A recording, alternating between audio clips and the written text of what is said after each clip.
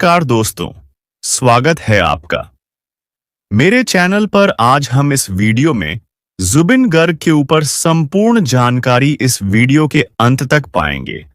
आइए मैं आपको असम की आवाज जुबिन गार्ग की पूरी जीवन कहानी बताता हूं।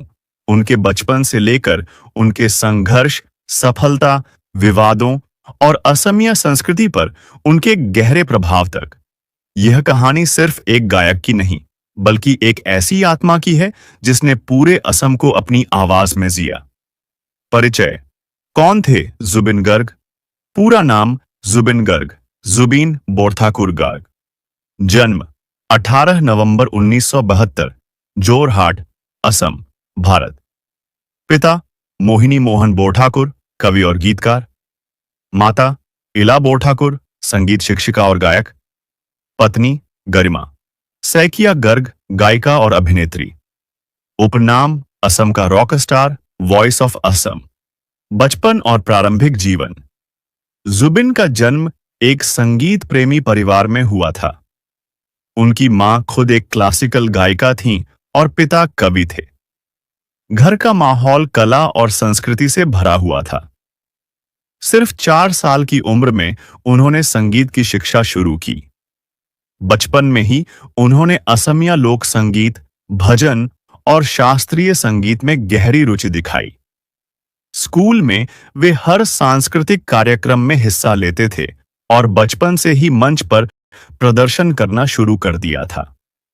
संगीत की शुरुआत जुबिन ने 1992 में अपना पहला असमिया एल्बम अनामिका रिलीज किया।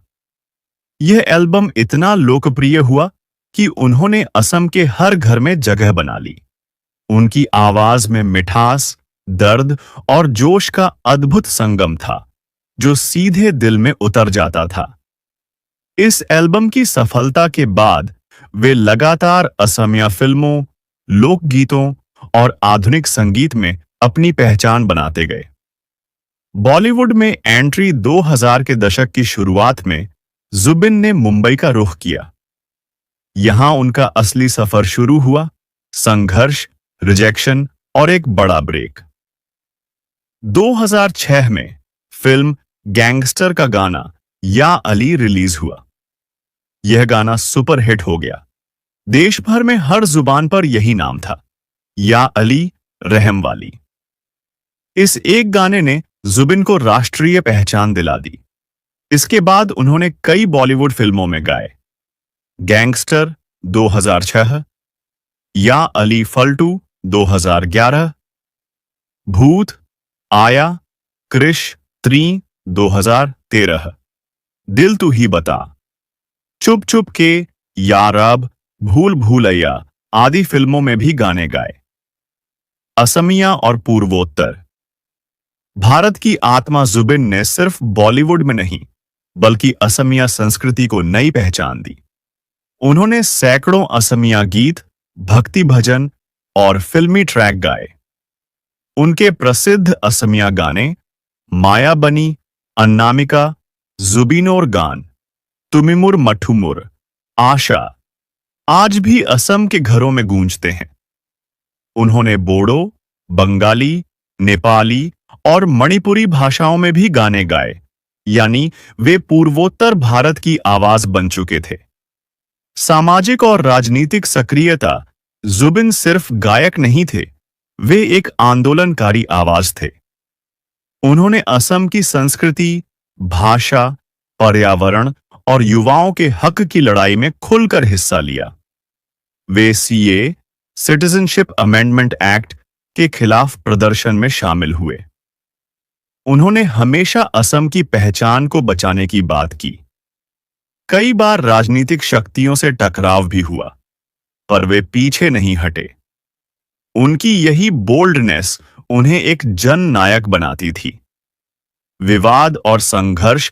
हर बड़े कलाकार की तरह जुबिन का जीवन भी उतार चढ़ाव से भरा रहा। उन्होंने कई बार कहा कि संगीत इंडस्ट्री में ईर्ष्या और राजनीति बहुत है। कुछ समय के लिए उन्होंने फिल्मों से दूरी बनाई और अपने निजी जीवन में शांत रहे, पर हर बार वे लौटे। और पहले से भी ज्यादा जुनून के साथ। आखिरी दिन और रहस्यमयी मौत। सितंबर 2025 में जुबिन गर्ग सिंगापुर गए थे। 19 सितंबर को वे स्कूबा डाइविंग के दौरान समुद्र में बेहोश हो गए। उन्हें तुरंत हॉस्पिटल ले जाया गया, लेकिन डॉक्टर उन्हें बचा नहीं सके। उनकी मौत की खबर सुनते ही पूरा असम रो पड़ा। सड़कें खाली हो गईं, लोग घरों से निकलकर रोने लगे। उनका शव असम लाया गया, जहां राजकीय सम्मान के साथ उनका अंतिम संस्कार हुआ। लेकिन इस मौत के बाद कई सवाल उठे। क्या यह दुर्घटना थी या कुछ और? इस पर जांच चल रही है। विरासत, लेगेसी। जुबिन गर्ग सिर्फ एक गायक नहीं थे, वे एक संवेदनशील आत्मा, बागी कलाकार और असम की पहचान थे। असम की मिट्टी जब भी गूंजेगी, उसमें जुबिन की आवाज जरूर सुनाई देगी। उन्होंने असम को दुनिया के नक्शे पर रखा। अपने गीतों से प्रेम, दर्द और संघर्ष की कहानी लिखी और लोगों को यह सिखाया। संगीत सिर्फ मनोरंजन नहीं, यह आत्मा की भाषा है। पुरस्कार और उपलब्धियां। Filmfare award, best male playback singer 2006 या आली। Prag cine awards multiple times. GIMA awards nominee hundreds of regional awards and honors from Assam government। निष्कर्ष, जुबिन गर्ग की कहानी हमें यह सिखाती है कि आवाज जब सच्ची होती है तो वह सिर्फ गाना नहीं रहती, एक क्रांति बन जाती है। उनकी आवाज आज भी असम की हवा में तैरती है। उनके गाने हर दिल में गूंजते हैं और उनकी आत्मा हर कलाकार को यह कहती है, खुद पर भरोसा रखो, दुनिया खुद सुनने लगेगी। अगर आपने मेरा अभी तक चैनल सब्सक्राइब नहीं किया है तो आप अभी कर लें।